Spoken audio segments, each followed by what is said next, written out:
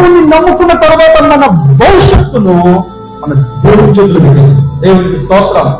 నీ భవిష్యత్తు ఏంటో నీకు తెలుసా? నువ్వు దేవుని నమ్ముకున్న వ్యక్తి ఏదైతే నా జీవితంలో కీడు జరగబోతుందేమో అని అనుకుంటారో ఆ కీడు అస్సలు జరగదంట. ఎందుకో తెలుసా? ఆ కీడు నుండి తప్పించే దేవునికి ఉన్నాడు. దేవునికి స్తోత్రం.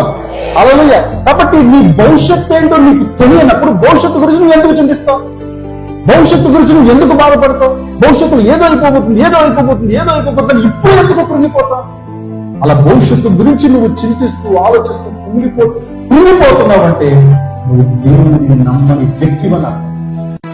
అదే దేవుని నమ్మినట్లయితే నీ భవిష్యత్తుని ఎవరి చేతిలో బంగారు లాంటి దేవుని చేతిలో.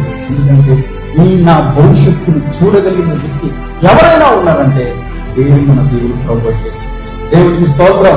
ఆయన నిన్న నేడు నిరంతరం ఏకరీతిగా ఉన్న దేవుడు, భవిష్యత్తును చూడగలిగిన దేవుడు కనుక భవిష్యత్తుని గురించి మనం చింతించాల్సిన అవసరము లేదు. భవిష్యత్తు అంతా నీకే తెలిసినట్టుగా ఊహించేసుకొని ఇప్పుడే నిర్ణయాలు తీసేసుకుంటాం. చాలా మంది ఆ విధంగా భవిష్యత్తులో నా జీవితం ఇలా అధోగత పాలైపోతుందేమో, ఇలా అయిపోతుందేమో, నా ఉద్యోగం ఊడిపోతుందేమో, నా పరిస్థితి ఇలా అయిపోతుందేమో, పిల్లవదేమో, పిల్లలు పుట్టరేమో, జీవితం నాశనం అయిపోతుందేమో అని చాలా మంది భవిష్యత్తు గురించి ఆలోచించేసి చింతించేసి అలా జరిగిపోతుందేమో అని అనుకొని ఇప్పుడే చాలా మంది ఏం చేస్తున్నారో తెలుసండి, ఈ విధమైన తొందరపాటు నిర్ణయాలు తీసుకోవడానికి సిద్ధమైపోతా ఉంటారు. కొంతమంది దేవుని ఎరగని వారు ఇలా ఆత్మహత్యలు చేసుకునే వారు కూడా లేకపోతే.